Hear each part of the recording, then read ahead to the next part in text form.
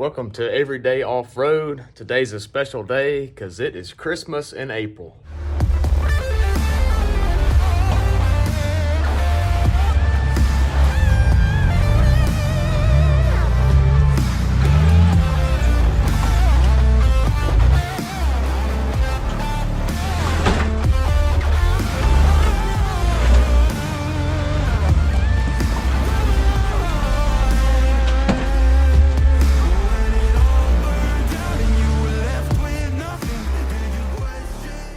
We seem to have some sort of mystery package here. Got dropped off earlier this morning. I wonder what could be in this massive crate.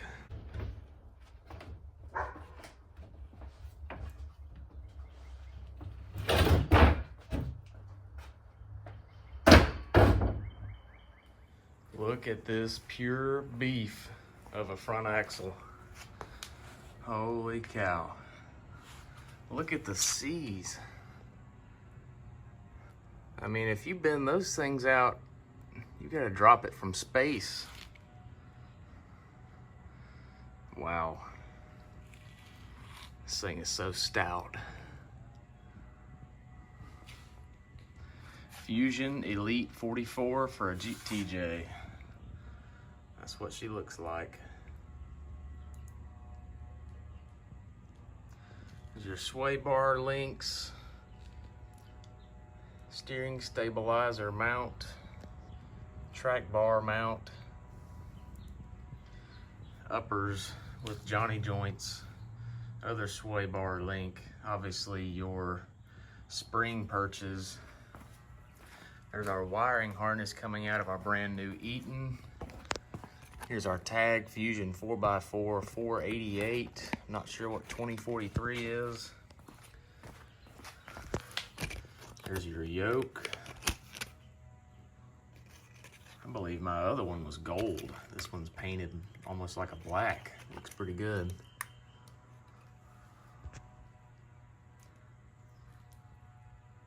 The only thing I'm gonna have to figure out is getting the bar pins out of our shocks, because these shock brackets will not accept the bar pins like the stock Dana 30 has, so we'll have to try to get our bar pins out of the shock bushings. Other than that, everything looks pretty straightforward. I guess those are new bolts to attach the drive shaft. Wow, what an axle, guys. All right, guys, so obviously the first thing that's gonna have to happen here is we are going to have to get the Dana 30 out. So the first part of this video will be pulling the Dana 30. I've already pulled the the 35 in the back when we swapped it about a year ago. So probably not gonna go into too much detail on this portion, because pulling the front axle other than the steering is relatively similar to the rear. But I will hit a few points that the rear doesn't have, such as the knuckles and the steering and all that. But so yeah, we're gonna go ahead and get this thing pulled, because the Fusion is supposed to be showing up Monday morning. Today's Saturday, so the goal is to have this thing out by tomorrow, have the Jeep on jack stands ready to accept the new Fusion on Monday when it gets here. So let's get started.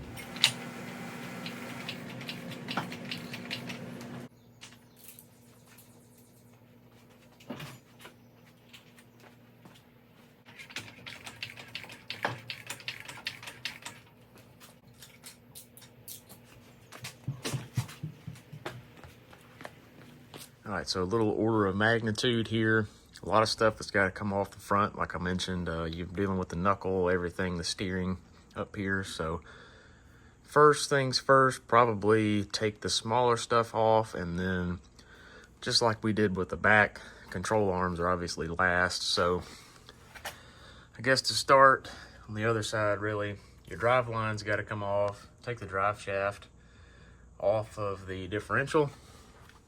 Sway link's got to come off. Steering, probably just gonna disconnect it from the knuckle and try to ratchet strap it up to the bumper or something, just to hold it up out of the way instead of pulling it all the way out. Shocks have to be disconnected. probably just from the bottom, and I'm gonna let them hang or ratchet strap them up as well. Springs have to come out, and track bar has to disconnect from the axle end. So that's most of the major items other than the arms. Got to take the wheel spacers off and everything in order to get the brake calipers and rotors out, therefore the hubs out, and then the axle shafts. So I think we're actually going to start with that, get the spacers off, rotors and brakes off, and the axle shafts out, and then we'll probably do the anti-rock links and the steering. So my spacers are the 1 1/4 inch spider tracks. They're actually the adapter, not just the spacers, so I can run the JK pattern wheels, which are 5x5 versus the OE TJ 5x4.5. Since we have the spacers on the back and everything, we're keeping the spacers, so we ordered the Fusion with the stock TJ pattern in case for some reason we ever want to go back and run OE style TJ wheels, which I doubt. But these take a 3/4 inch deep socket and probably a breaker bar because they're going to be on here pretty good. I think they torque to like 100 foot-pounds.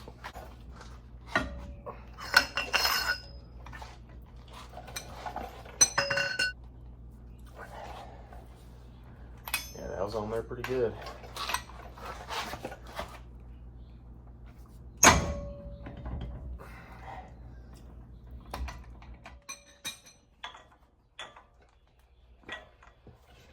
Never had one stuck on before. There it goes. Next are your brake calipers. Mine at least are a 12mm for the 2 bolts that hold the caliper to the knuckle.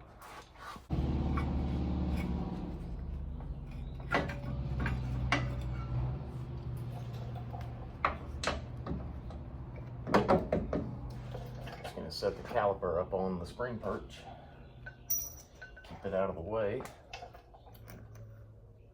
The spring perch should not move for the duration of this project. We'll droop the axle a little bit when we get ready to pull the springs. Other than that, everything stays pretty stationary. Pull your rotor. So I just busted this axle nut loose, and it took every bit of force I had. I'm a pretty small guy, but I believe this thing gets torqued like 175 foot-pounds. And we were the last ones to put this on, so I know we went to that torque, but man, this thing was on there this time. Took everything I had to get this to pop loose. And this takes a huge 36mm special deep socket for axle nuts. Maybe the other side won't be that bad. After the axle nuts off, the next thing we're gonna remove are the 3, I believe it's a 13mm 12-point. The 3 bolts holding the hub assembly into the knuckle. Once those are out, we should be able to pull the hub off and then take the knuckle off after that. And these were torqued to just 75, so hopefully they aren't as bad. They're on there, but not near as bad as the axle nut.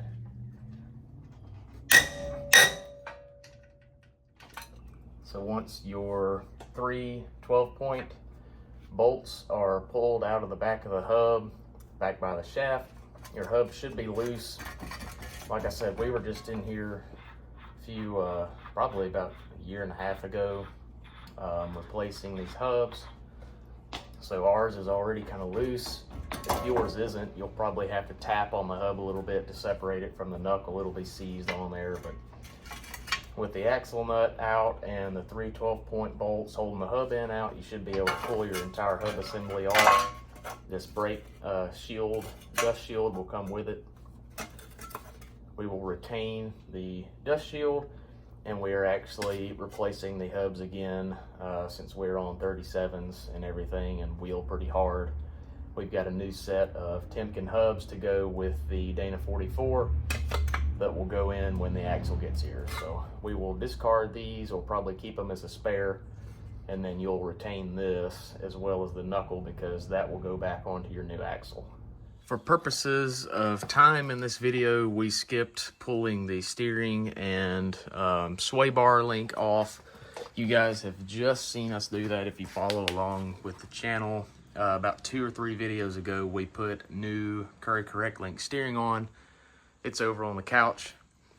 I figured we're gonna be in here pulling the track bar and everything. I'll just go ahead and remove it instead of trying to work around it being zip tied up out of the way. Doesn't take that long to pull it off. I marked the pitman arm and everything to remember where center is. So the anti-rock is disconnected from both sides. Steering is off, which frees up our knuckle. So the only thing holding this together now is the ball joint, castle nuts. So we're about to pull that one right there. And there's another one down here for your lower. So with these RCVs, this boot has a pretty good bit of suction on it. The way to get that to separate is just 2 flathead screwdrivers. What I do, the boot, when it's on, would have been up on this. I grab the ends of these, pry against the knuckle, which pushes that boot back towards the center of the axle. And so now our boot is out of the way. We should be able to grab this shaft and pull it through the knuckle. The knuckle's going to come with it. So there's your short side RCV shaft. So now we're just down to the C and the ball joints on this. I'm going to put these ball joint nuts back on because the new axle should come with new castle nuts. But if not, we can just reuse these because it'll have brand new ball joints in it. Put these back on here for whoever gets this Dana 30, which by the way is going to be for sale. It's got 488s and Eaton E-locker along with these 30 spline RCV shafts. Great Dana 30. Yes, it is a Dana 30, but being a Dana 30, it's one of the stouter ones if I say so myself. Removing the drive shaft from the front Dana 30 is as simple as 4 8mm bolts that secure the straps to the yoke. This is obviously going back up into your transfer case. So pull these 4 out, the straps and everything will come with it, and then the drive shaft should pop out of the yoke.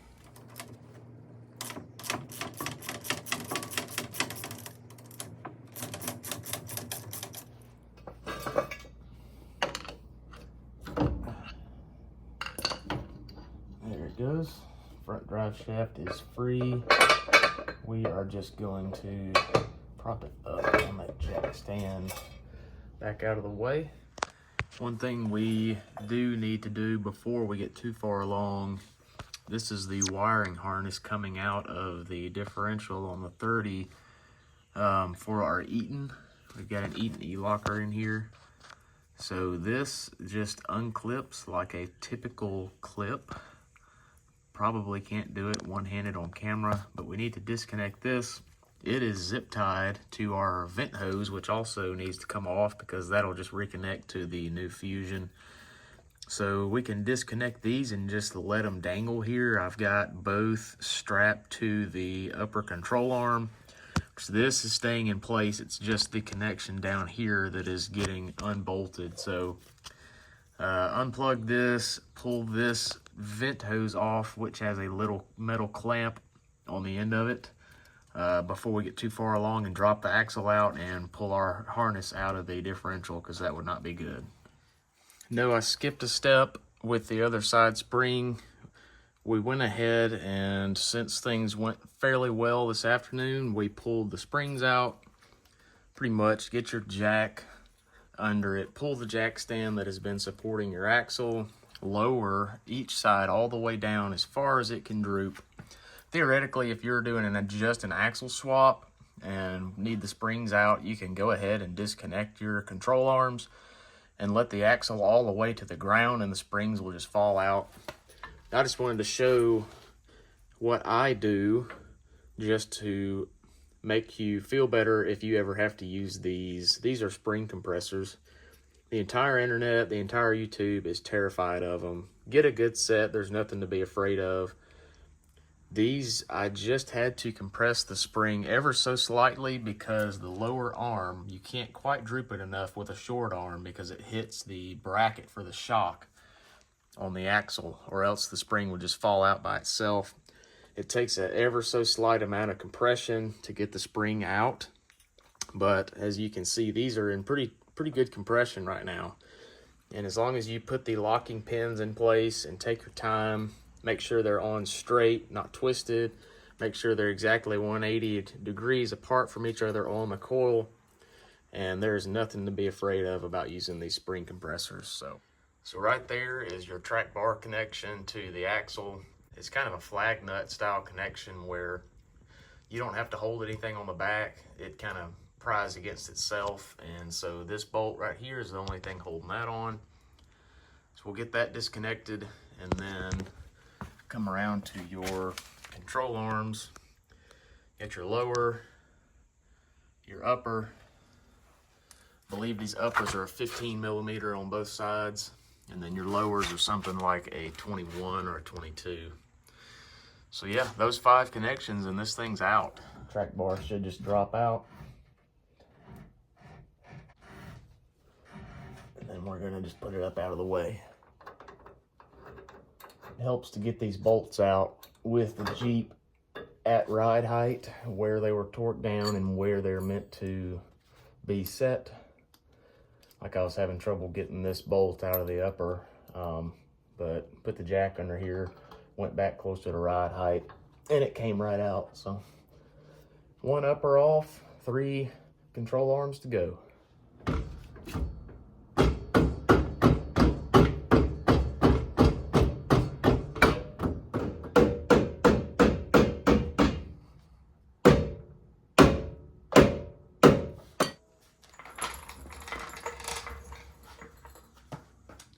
So the Dana 30 is now out. Already drained all the fluid and everything. So ready to go to another home. So as you see, we've got the Dana 30 out. I actually got it sitting over by the HVAC unit. RCVs are out, everything's out. So the Jeep is on jack stands. Today is Sunday. Just for a reference, we started this yesterday about 1 o'clock in the afternoon. Spent about 3 hours on it last night, and then about 2 hours on it today. So that 5-6 hour range, and that's taking my time and filming for pulling the axle. Just if you're thinking about doing this yourself, a general good rule is if you're trying to do it over a weekend, 1 day for removal, 1 day for install. So like I mentioned before, the Fusion is coming tomorrow. Excited to get that thing in. Probably gonna bust the crate open tomorrow, make sure everything's right, and then maybe Tuesday or Wednesday after work, start trying to fish that thing in there and get everything set up, with the hope of having it back on its own weight by the end of next weekend. So just wanted to give y'all a time reference on kind of how long it took me to do that. So the Jeep's gonna sit like this overnight, and we'll catch up with y'all tomorrow. So we have the Fusion rolled under the Jeep. Got it out of the box. Everything looked good. Wanted to point out a couple things right off the bat. First off, shocks. Just so you're aware, if you're buying this for a TJ, our stock front shocks have a bar pin on the axle side. And I have all but destroyed these shocks trying to get the bar pins out, with no luck. Almost as like the bar pin is cast into the bushing, so it would all have to come out.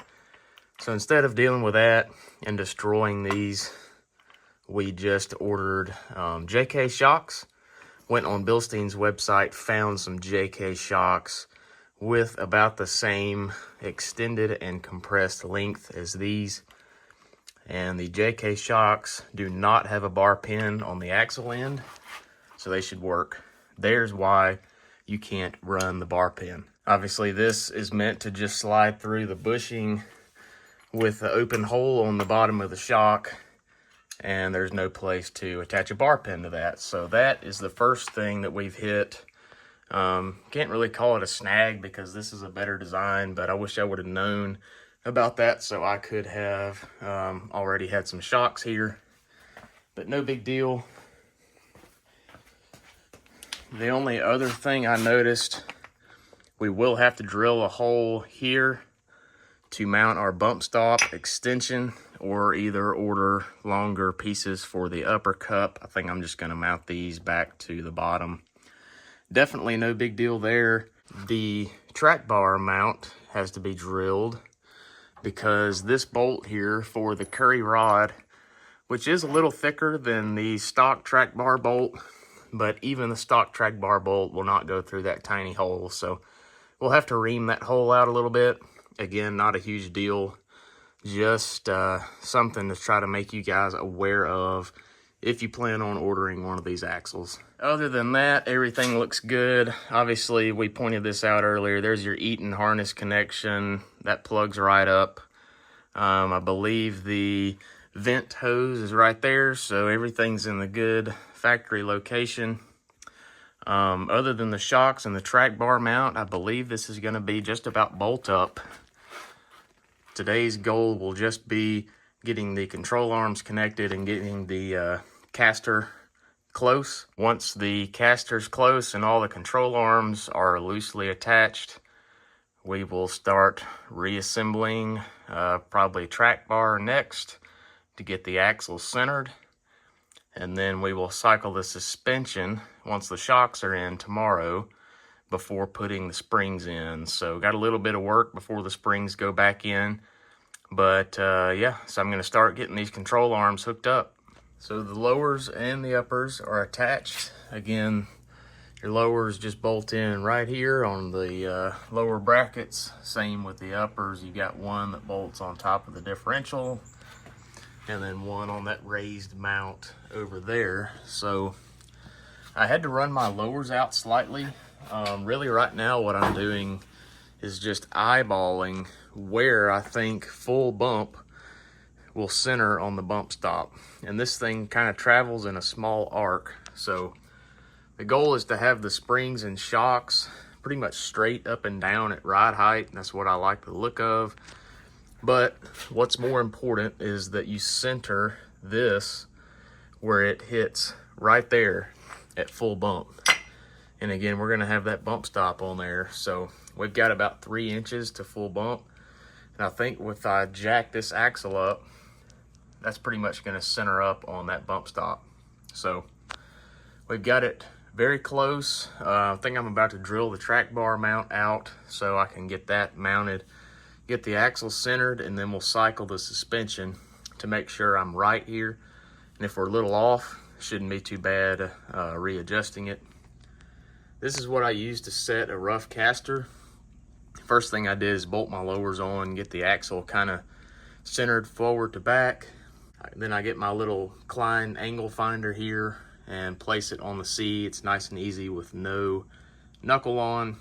You got a nice flat spot right there on the bottom of the C. And again, this isn't a exact science way to do this, but it gets you close enough for an off-road rig. So you dial your caster in with your upper arms. The goal is to shoot for about 6. That's what seems to ride best. I had about 5 to 5.5 before. We're sitting about 5.8 on this side and about 5.7 on the other side. So I think we're pretty dang close. That's why I've got everything bolted in. I think we're gonna snug this up and then get the track bar on like I mentioned.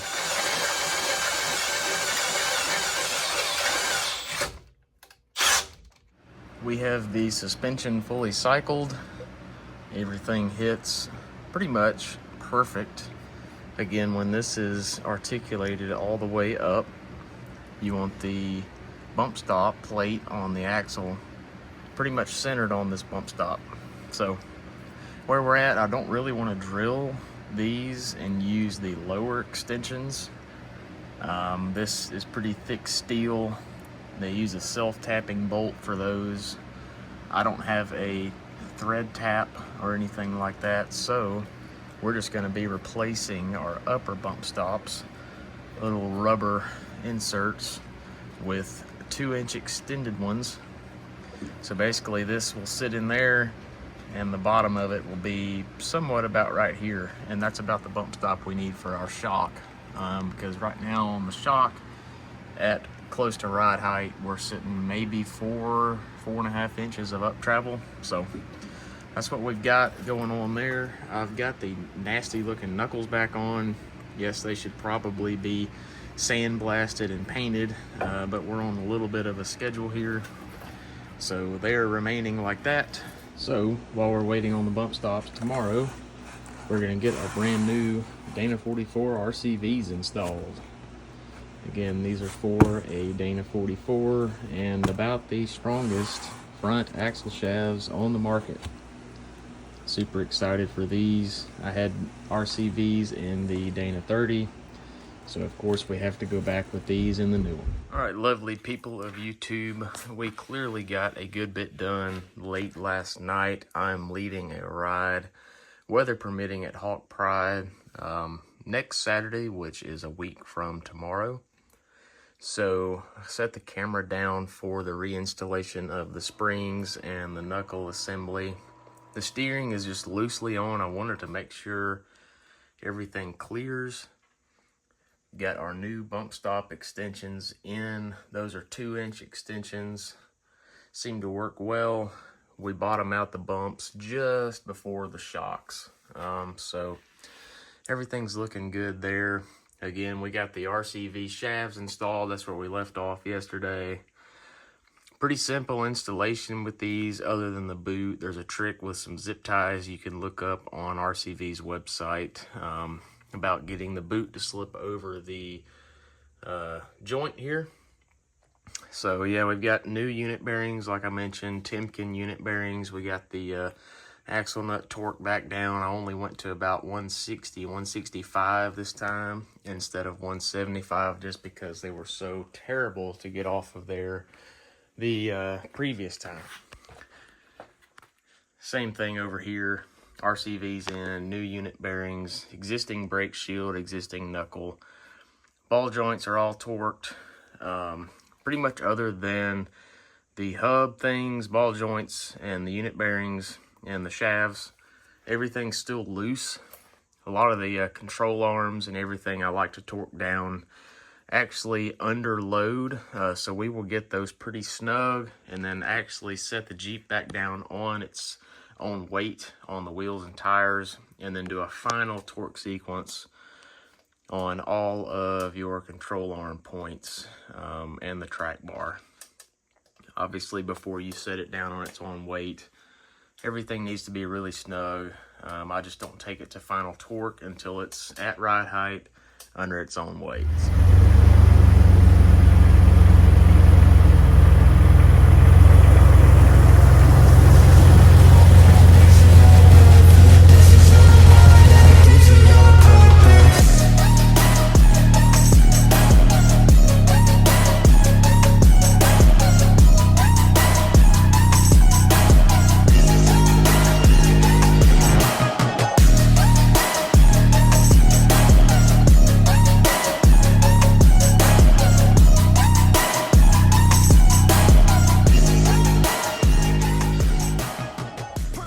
Alright guys, as you can see, fusion's in, just out heat treating the gears, getting a little riding time in the Jeep. It's been down for over a week now, so far so good.